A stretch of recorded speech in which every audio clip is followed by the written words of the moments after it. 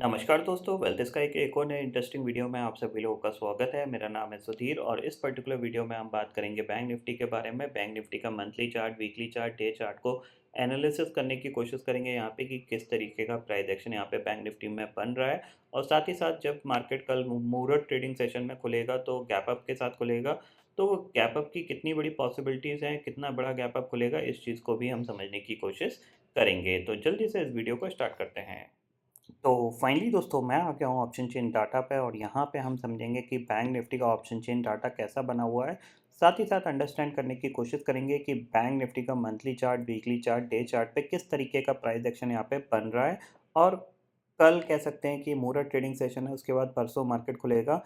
तो परसों के ट्रेडिंग सेशन में एग्जैक्टली बैंक निफ्टी कहाँ पे ओपन हो सकता है, इस चीज़ को हम समझने की कोशिश करेंगे। और क्या यहाँ से बैंक निफ्टी 42,000 के लिए रेडी हो चुका है, इस चीज़ को भी हम समझने की कोशिश करेंगे। बट सबसे पहले आज है दिवाली और कल भी है दिवाली, तो आप सभी लोगों को दिवाली की बहुत बहुत शुभकामनाएं। जिन लोगों ने भी मेरे को व्हाट्सएप मेल किए हैं, सबके तो रिप्लाई नहीं कर पाऊँगा, बट कोशिश मैं कर रहा हूँ कि ज़्यादातर लोगों का रिप्लाई कर सकूँ। कि फिर भी मेरी तरफ से सभी लोगों को दिवाली की शुभकामनाएं। एन्जॉय करिएगा, खूब सारे पैसे आपके अकाउंट में आएँ, डीमैट में अच्छी खासी होल्डिंग रहे, यही मैं आपकी दुआ करूँगा। ठीक है? अब बात कर लेते हैं अपने वीडियो की। सबसे पहले देखो, ओवर द नाइट जो फ्राइडे का ट्रेडिंग सेशन था, वहाँ पे क्या हुआ है कि जो यूएस मार्केट था उसके अंदर काफ़ी अच्छा ब्रेकआउट देखने को मिला हमें। अगर हम देखें तो मेजर इंडेक्सेस में अगर जाते हैं तो आप देख सकते हो अराउंड जो डाउ जोन्स है वो करीब 750 पॉइंट और नैस्डैक भी करीब 250 पॉइंट चढ़ के बंद हुआ है। परसेंटेज वाइज क्लोजिंग दोनों की अगर सारे इंडेक्स की बात करें हम, देखो Dow Jones, S and P 500, Nasdaq, small cap 2000, इन सब में ऑलमोस्ट 2-2% का उछाल देखने को मिला है। और एक अच्छा ब्रेकआउट यहाँ पे देखने को मिला, यानी कह सकते हैं कि एक प्रॉपर डब्ल्यू पैटर्न का ब्रेकआउट यहाँ पे हुआ और उसके बाद मार्केट ने होल्ड किया और फिर ब्रेकआउट। यानी ये एक सब क्या था, ये आपका एक पर्टिकुलर रेजिस्टेंस लेवल था जिसका ब्रेकआउट हुआ। ब्रेकआउट होने के बाद मार्केट ने इसी लेवल पे सपोर्ट लिया और फिर बाउंस। तो पॉजिटिव प्राइस एक्शन के साथ यूएस मार्केट ऊपर जाने की कोशिश कर रहा है। अब जाहिर सी बात है, अगर हम अप्रॉक्सीमेट इस ब्रेकआउट का टारगेट देखें तो अराउंड ये टारगेट आपको मिल सकता है, यानी 32,200-300 तक डाउ जोन्स जा सकता है। यानी अभी भी 1000 पॉइंट की रैली यहाँ पे आ सकती है, यानी 2 से 3% का उछाल अभी भी यहाँ पे एक्सपेक्टेड है। तो अगर 2 से 3% का उछाल भले नहीं भी आए, लेकिन अब यहाँ से ये इमीडिएटली रिवर्स हो जाएगा, इसका थोड़े से चांसेस अब थोड़े से कम है। तो इसका सपोर्ट कैसे मिलेगा हमें मार्केट को, कि हमारा मार्केट वैसे भी पॉजिटिव मोमेंटम में है, कंटिन्यूअसली होल्ड कर रहा है हायर लेवल पे। तो क्या होगा, अगर यूएस मार्केट के अंदर कोई गिरावट नहीं देखने को मिलेगी तो हमारा मार्केट अपने आप स्लोली धीरे धीरे ऊपर की तरफ जाने लगेगा। ये एडवांटेज हमारे पास बनेगा ही बनेगा, ये चीज़ आप क्लियरली समझ लीजिए। ठीक है?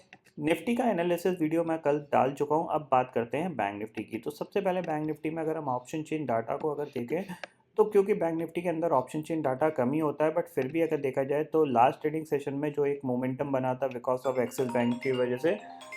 तो जैसा कि दोस्तों मैं बात कर रहा था आपसे कि जो लास्ट ट्रेडिंग सेशन था, एक्सिस बैंक के रिजल्ट काफ़ी अच्छे आए थे। 9% का उछाल एक्सिस बैंक में देखने को मिला था, जिसकी वजह से बैंक निफ्टी में काफ़ी ज़्यादा मोमेंटम रहा। खासकर अगर देखा जाए तो एक्सिस बैंक के साथ साथ आईसीआईसी बैंक और एसबीआई ने भी काफ़ी अच्छा सपोर्ट दिया बैंक निफ्टी को। और बैंक निफ्टी के लिए तो वैसे भी आगे आने वाले दिन अच्छे ही हैं, क्योंकि जाहिर सी बात है, देखो बैंक निफ्टी के लिए, बैंकिंग के लिए क्यों पॉजिटिव है सब कुछ, उसके पीछे का यहाँ पे सबसे बड़ा रोल क्या है कि जितनी तेज़ी से इंटरेस्ट रेट बढ़ रहे हैं, तो ज़ाहिर-सी बात है उतनी तेज़ी से बैंक ने कोई सेविंग्स में नहीं, इंटर सेविंग अकाउंट में कोई इंटरेस्ट रेट नहीं बढ़ाए हैं। अगर आप देखोगे, जो कोविड के टाइम पे जो इंटरेस्ट रेट गिरे थे सेविंग्स बैंक के, वो बैंकों ने नहीं बढ़ाए हैं, सिर्फ़ एफडीज़ पे बढ़ाए हैं। लोन पे तो इमीडिएटली उन्होंने बढ़ा दिया था, और एफडी पे भी उन लोगों के बढ़ाए हैं जो न्यू अकाउंट यानी न्यू एफडी खुलेंगी, उन पे बढ़ाए हैं। यानी पुराना एज़ इट इज़ जो इनके पास पैसे पड़े हुए हैं वो सेम इंटरेस्ट पे जा रहे हैं, और ज़ाहिर-सी बात है इंटरेस्ट, होम लोन, इन सब पे ये बढ़ाते चले जा रहे हैं।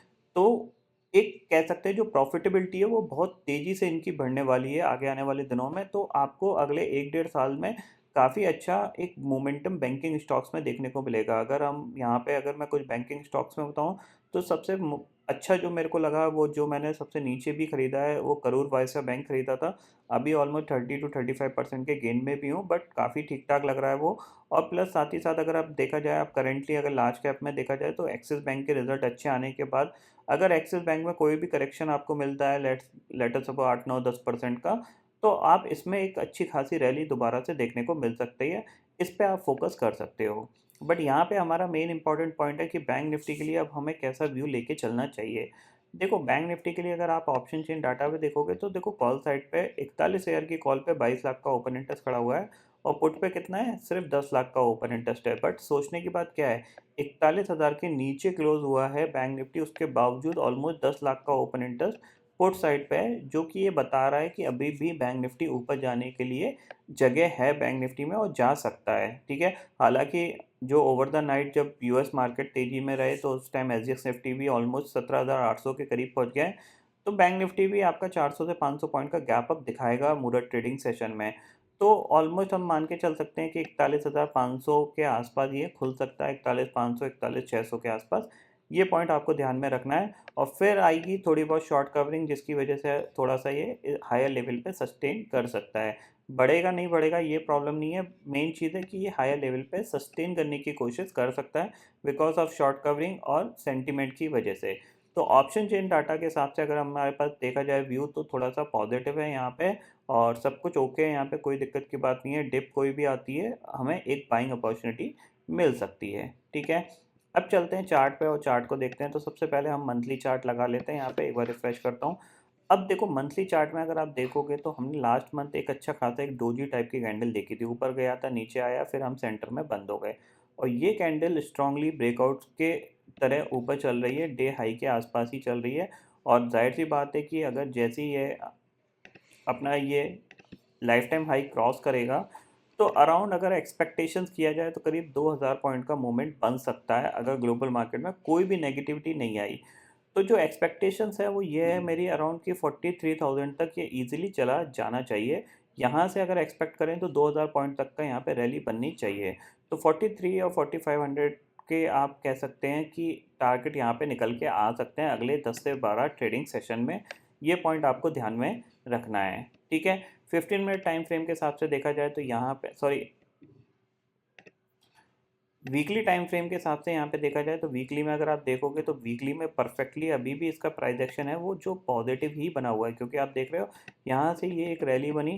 ठीक है, ये एक करेक्शन, फिर इसने एक रैली दिखाई, ये करेक्शन, और फिर ये दोबारा से रैली दिखा रहा है। अब देखो, दो चीज़ होंगी, अब मैं आपको यहाँ पे समझाने की कोशिश करूँ। दो चीज़ होंगी, या तो ये यहाँ पे जाके दोबारा रेजिस्टेंस लेके ये नीचे आएगा। अगर ये दोबारा रेजिस्टेंस लेके नीचे आएगा, तो जाहिर सी बात है ये जो लेवल होगा सबसे इंपॉर्टेंट लेवल होगा, क्योंकि ये वीकली चार्ट पे एम पैटर्न बनाएगा, और फिर अगर ब्रेकडाउन होगा, तो जाहिर सी बात है ये इस लेवल तक आ सकता है। ये पॉइंट हमेशा ध्यान में रखिएगा। बट ये वीकली चार्ट है, इसमें टाइम लगता है प्रोसेस होने में, करीब करीब आप 1-2 महीने का पॉइंट ऑफ व्यू से कर सकते हो। ठीक है, इस चार्ट को मॉनिटर कर सकते हो। और अगर ये ब्रेकआउट दे देता है, ऊपर की तरफ मूव करता है, तो ये प्राइस एक्शन जो होगा वो स्टिल पॉजिटिव ही हम मानेंगे। ठीक है, ये समझ में आ गया आपको। अब चलते हैं डे चार्ट पे, और डे चार्ट को देखते हैं कि डे चार्ट पे किस तरीके का प्राइस एक्शन बन रहा है। देखो, अब आप यहाँ पे देखो, यहाँ पे क्या हुआ था, ये वन वे सेलिंग आई थी। ठीक है, ये वन वे सेलिंग है, और अब ये यहाँ पे ये पूरी रैली बन रही है। अब मोस्ट प्रॉब्ली इसको अगर यहाँ से ये नीचे आना है ना, तो ये यहाँ पे रेजिस्टेंस लेगा ही लेगा, मतलब किसी भी रीज़न से इसके ऊपर क्लोज नहीं देगा ये चीज़ ध्यान में रखिएगा क्या। और अगर ये क्लोज नहीं देता है ऊपर, तो फिर आपको हो सकता है दिसंबर मंथ में एक अच्छा खासा करेक्शन देखने को मिल सकता है। ये पॉइंट आप क्लियरली ध्यान में रखिएगा। बट अभी के लिए देखा जाए, तो यहाँ पे जो प्राइस एक्शन है वो पॉजिटिव ही बना हुआ है। ठीक है, बट हायर साइड पे आपको ये चीज़ ध्यान रखनी है कि ये अपने इस हाई के पास, यानी जो 41,800 का हाई है, इसके आसपास क्या रेजिस्टेंस फेस कर रहा है। अगर 2-3 दिन तक इसने इसको क्रॉस नहीं कर पाया, तो आप एक्सपेक्ट कर सकते हो कि एक करेक्शन आ सकता है दोबारा से। और अब जो करेक्शन आएगा वो मोस्ट प्रॉब्ली डीपली करेक्शन आएगा, ऐसा नहीं है कि छोटा मोटा करेक्शन आएगा। ये पॉइंट आप क्लियरली ध्यान में रखिएगा। ठीक है, इतना आपको समझ में आ गया। अब कल के लिए आपको क्या पॉइंट ऑफ व्यू लेके चलना चाहिए, उसको भी हम देख लेते हैं यहाँ पे। तो 15 मिनट टाइम फ्रेम है। अब ज़ाहिर-सी बात है मार्केट गैप अप खुलेगा, एक्सपेक्टेशंस कहाँ हैं वो भी हम देख लेते हैं। एक्सपेक्टेशंस आपकी यहीं है 41,500 के आसपास की, 41,500 और आपका 41,800, ये जो ज़ोन होगा ये आपके लिए क्या करेगा, एक रेजिस्टेंस का काम करेगा। तो यहाँ पे आपको थोड़ा-सा क्या करना है, वेट एंड वॉच का माहौल देखने को मिलेगा। और फिर जिस तरीके का प्राइस एक्शन बनेगा, अगर ये पॉजिटिव प्राइस एक्शन बनाता है तो फिर आप बाय करके काम कर सकते हो, और अगर ये नेगेटिव प्राइस एक्शन बनाता है यानी लोअर लो लोअर हाई का फॉर्मेशन बनाता है तो आप सेल करके काम कर सकते हो।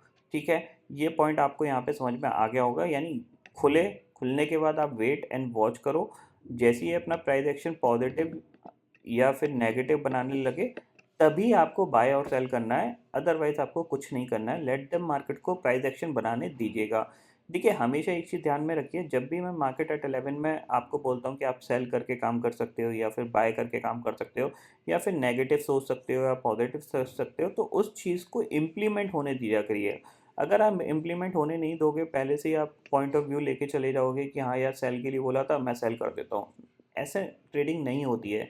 मार्केट को पहले डिसाइड करने दो कि हाँ भैया, मैं प्राइस एक्शन नेगेटिव बना रहा हूँ, नेगेटिव साइड ट्रेड करूँगा, देन आप पुट बाय करो, शॉर्ट करो, तो आपके चांसेस प्रॉफिट कमाने के बहुत ज़्यादा रहेंगे। मैं ये नहीं कह रहा कि आपको तब भी प्रॉफिट मिल जाएगा, बट आपके चांसेस बढ़ जाएंगे प्रॉफिट कमाने के लिए। और trading is just like a probability, जिसकी probability risk reward ratio controlled में है वो प्रॉफिटेबल है, जिसका अनकंट्रोल्ड है वो थोड़ा सा लॉस में है। ठीक है ना, क्योंकि रिस्क रिवार्ड रेशो का सबसे बड़ा खेल है। जो लोग 1:1, 1:2, 1:3 में काम करते हैं उनको थोड़ा सा प्रॉफिट में आने में थोड़ा सा देर लगता है, और जो लोग थोड़ा सा 1:5 के आसपास का अपना प्लान करते हैं वो थोड़े से जल्दी प्रॉफिट में आ जाते हैं, प्रॉफिटेबल सम बन जाते हैं। जो थोड़ा समझ के साथ ट्रेडिंग कर रहा है वो डेफिनेटली प्रॉफिटेबल ट्रेडर है। भले हो सकता है वो महीने के लाख 1.5 लाख कमाए और कोई 50-60 लाख या 1 करोड़ कमाए, बस इतना सा फ़र्क है और कोई ज़्यादा फ़र्क नहीं है। ठीक है, तो आई होप दोस्तों ये पर्टिकुलर डाटा आपको समझ में आ गया होगा। दोस्तों फिलहाल इस वीडियो में इतना ही है। आई होप ये वीडियो आपको पसंद आएगा। वीडियो पसंद आता है तो लाइक और शेयर ज़रूर करिएगा, और चैनल को जो सब्सक्राइब कर लीजिए, क्योंकि मैं सुधीर लेके आता रहूँगा हर दिन आपके लिए नए नए वीडियो। इसी के साथ शुक्रिया दोस्तों, जय हिंद।